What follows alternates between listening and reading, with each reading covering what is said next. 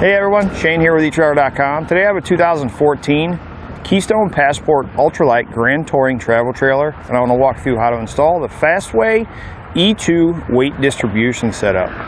What are some of the reasons why we want weight distribution? One, when we load our trailer on our vehicle, it drops the back of the vehicle, it raises the front of the vehicle. That can put a lot of unnecessary stress. Back axle, front end, it raises our headlights. Tire wear, it messes with our steering, messes with our braking. It takes the nose of the trailer and it dips it down, which means on a dual axle trailer, it's picking up the back axle so that you're getting most of your weight put on the front one. That's going to put unnecessary wear and tear on that front axle or front tires and put unnecessary wear and tear on the axle. What we want to do with weight distribution is we want to get our vehicle back up to normal ride height, get our trailer riding level so that it's sitting on both wheels. Another good reason why weight distribution is important is sway. What happens when you get sway? When you have a trailer like this and you're going down the road, as your trailer moves off center line from the vehicle, what it's doing is it's pulling down on that corner of the vehicle, and by the time your suspension reacts to push it back up, it's now pushing it back the other way. That's where you're getting the back and forth movement, which is sway on the trailer. Weight distribution with sway control is going to prevent that from happening to keep the trailer tracking straight behind you. Whatever you're hauling, you want to make sure that the vehicle or the hitch on the vehicle is going to be able to handle the weight.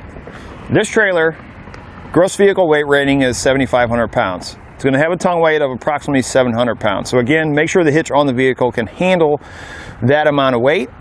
That's going to be the downward pressure on the inside of the receiver tube. The actual weight distribution hitch is rated for 1,200 pounds of tongue weight, 12,000 pounds of trailer weight, which is a little bit of overkill for this trailer, but our customer chose this one because he's thinking about maybe going up to a bigger trailer. Now, if you're trying to decide on what kind of weight distribution setup you want, I recommend getting a weight distribution setup with sway control and one that you can back up with. If you have one that you cannot back up with, then you have to take the trunnion bars off before you can back up your trailer. With this setup, you're able to back up with it on there, and it's going to give you that sway control that you need. This is going to be our trunnion bar. This is what is going to distribute the weight from our vehicle back to our trailer, to get our trailer level and to let our vehicle come back up to level, so all that weight is not centered on our ball. It's going to have a pad here on the bottom, and then a pad on this L bracket. And these are friction pads, and this is what is going to help prevent the trailer from moving back and forth. When these two are rubbing together, it creates friction to hold the trailer centered behind the vehicle. The construction of the weight distribution setup is going to be very durable. Steel construction, very thick. It's going to have a nice thick black powder coat finish. It's going to come with the necessary hardware to get it installed. The only thing you will have to provide is a ball with an 1¼ inch shank and a riser drop if the one that comes with it does not get your ball low enough. You can find the shank and the ball here at eTrailer.com. The toughest part about getting it installed is once you have your trailer level, your vehicle level, you get the coupler set on the ball, you check your measurements again. If the trailer is too low or too high, you're going to have to take it back off, and you're going to have to adjust on the ball side here to get your trailer level and your vehicle level. So that part can be a little bit trying, but other than that, everything else is pretty straightforward to get it all set up. Start our installation. First thing we need to do is we need to make sure that our trailer is not connected to the vehicle. Then what we're going to do is we're going to take measurements down the center of the back wheel and down the center of the front wheel to get the normal vehicle ride height. So when we start setting up our weight distribution, we can get our vehicle as close to that normal ride height as possible. Now that we're uncoupled, we'll go ahead and take a measurement. What we're going to do, we're going to go right up the center to the bottom of the wheel well. Right now we're at 41¼ in the rear. We'll go ahead and do the same thing in the front. In the front, we're at 41¾ We want to take note of that. Now we have the weight of the trailer on the vehicle. We're going to go ahead and take another measurement and then take note of that. Same way, straight up. and we're at 39 1/4. So we actually dropped about 2 inches in the back. Let's go ahead and take another measurement of the front and see what it did. In the front, it actually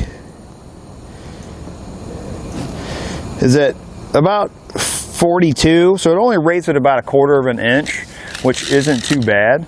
But what happens is, when we add the weight on the back without weight distribution, it lifts up the front end, puts unnecessary stress on the back. The back end, as it squats, your axle is having to make up for what your suspension can't handle. When it raises the front, you're not getting as good a braking, steering, unnecessary tire wear, and your headlights are going to aim up instead of at the road. It's going to make it unsafe for driving. Next thing we need to do is we need to level our trailer. We can do it a couple different ways. You can remove your cover here, remove one of your tanks, and try to set it across the top of the frame. You can set it across the bottom of the frame. What I found with this particular trailer is putting it on the frame, it kind of looks like it comes up a little bit. It's wanting me to lower this even more. So what I did is I took a second measurement with the level right inside the front door as you were leveling your trailer at a campsite, and it actually wanted me to raise this a little bit. So I'm going to use the one inside so that my trailer is riding level and both of my wheels on my dual axles are putting the same amount of force on the ground. Once you have it level, we're going to come to the vehicle side on the hitch. Now this vehicle sits a little bit higher, so we had to use a drop shank because the shank that comes with it wasn't allowing the ball to get down far enough. You can find these here at eTrailer. We want to set this up so that the top of our ball measures the same height as the top of our tongue on our trailer. So at the top we're at 19 inches. We want to get this as close as possible.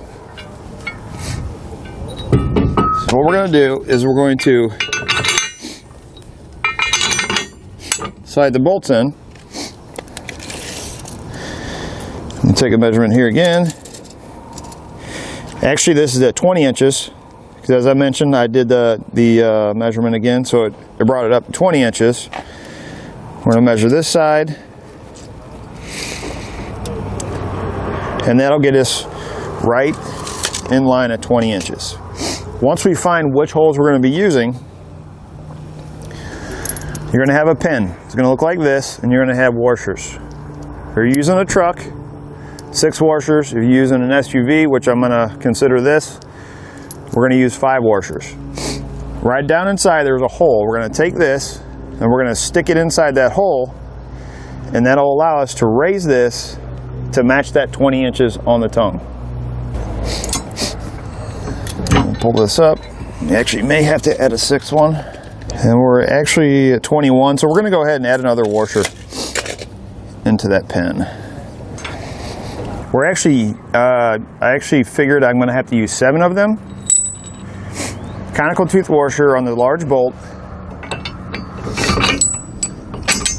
We're going to feed it through. Same on both. On the other side, put another conical tooth washer, and then the large nut. And what we're going to do is we're going to tighten these down, but we're not going to torque them at this time until we're completely done with setting up our weight distribution.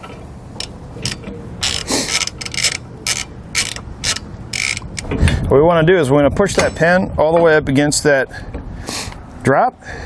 We're going to use a 27 millimeter on the nut side, 1 1/8 on the head side, and we're going to tighten this enough that that pin stays tight.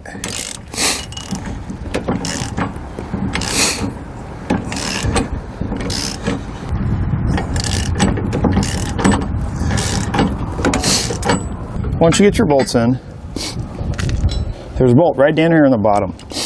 We're going to take a 15/16 socket and we're going to tighten that bolt up against the shank. And what that initially is doing is it's taking that pin, you'll notice, it's taking this and pushing it that way to push the pin with the washers on it up against the shank. And you don't want to over tighten it, we just want to get it snug. And we're going to come back and we're going to tighten these down. We're only going to hand tighten them right now. Next thing we need to do is we need to get our brackets installed on our frame. What we're going to do is we're going to measure from the center back 30 inches on each frame rail. Now, you can go anywhere from 27.5 to 30 inches. If you have something in the way at 30 inches, you can move it up to 27. You just want to stay in between those two numbers. We actually have this here, so we're going to be going back to 30. We're going to measure from the center of the ball back 30 inches, and you're going to make a mark. Make sure it's straight. You're going to do that on both frame rails. You're going to have a couple different brackets. You're going to have one that looks like this and one that looks like this. If your coupler is on the bottom of your frame rail, all you're going to do is install this way. Since ours is on the top, we're going to be putting these at the top. We're going to match the holes, which means our single hole is going to be on top.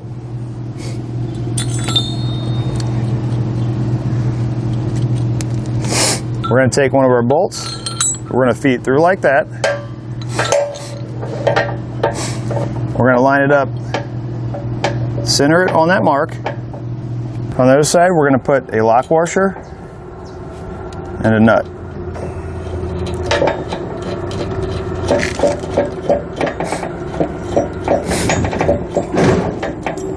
Again, we want to make sure we're centered on that mark.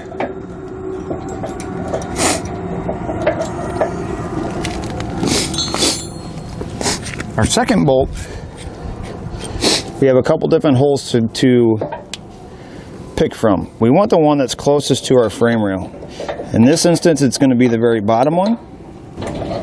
Again, we'll put on a lock washer and then our nut. Next, we're going to take a 3/4 inch wrench and socket, and we're going to tighten these. But we're going to hand tighten them so that they stay snug up against our mark, or so that this plate stays centered on our mark. And we're going to alternate back and forth.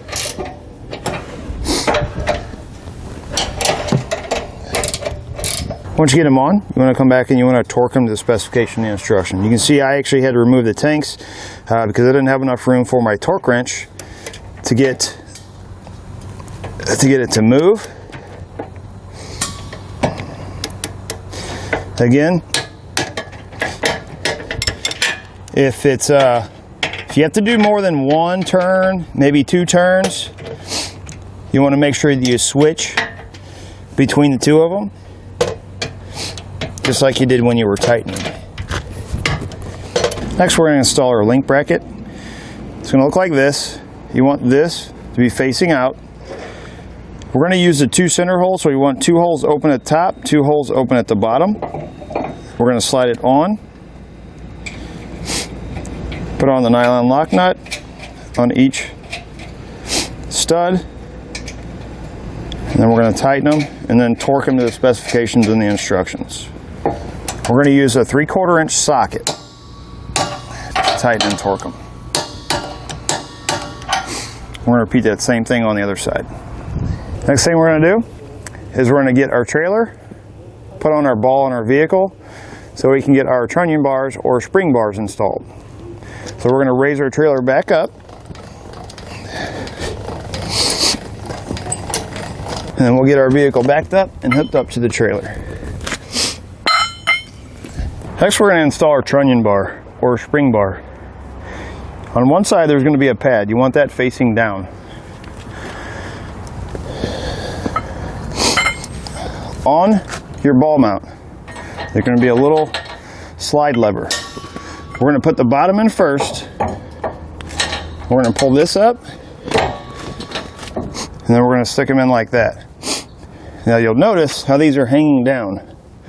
What we're going to do is we're going to use the hitch on the trailer to lift both the vehicle and the trailer to get these up on these pads. Once you get it up high enough, you're going to take this bar, this rounded edge, it's going to go on the bottom of your spring bar. This point is going to go inside that hole. What we're going to do is we're going to lift, pop it into place, and then we can lower our jack back down.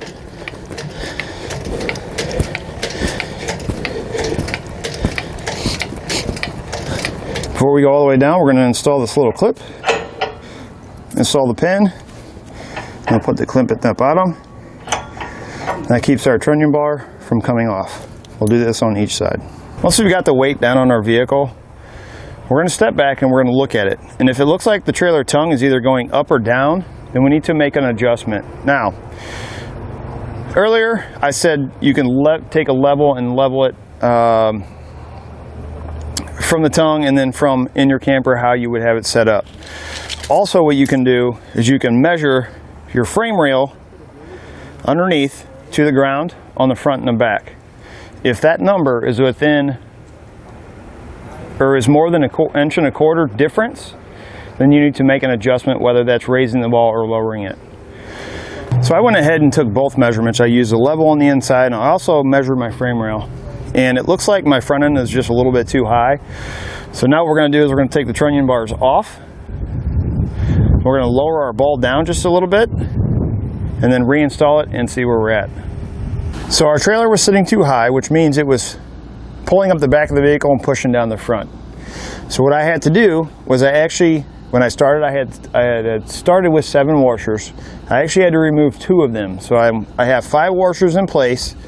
Now my trailer is level and my vehicle is back to that normal ride height. Now, the measurements that we took with no weight on or without the trailer on, when you take the measurement before weight, put the weight on, take that measurement, you add them 2 together, divide them in half, and that's what you want your number to be at. And your instruction is going to have a table.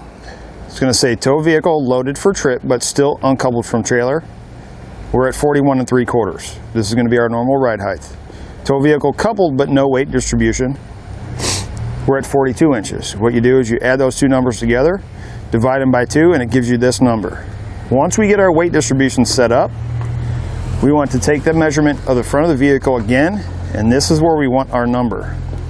Once you have your trailer level, your vehicle riding at the level you like, we're going to come back and we're going to tighten and then torque these 2 bolts. And you're ready to go. It's going to do it for a look at and installation on the Fastway E2 weight distribution setup on a 2014 Keystone Passport Ultralight Grand Touring.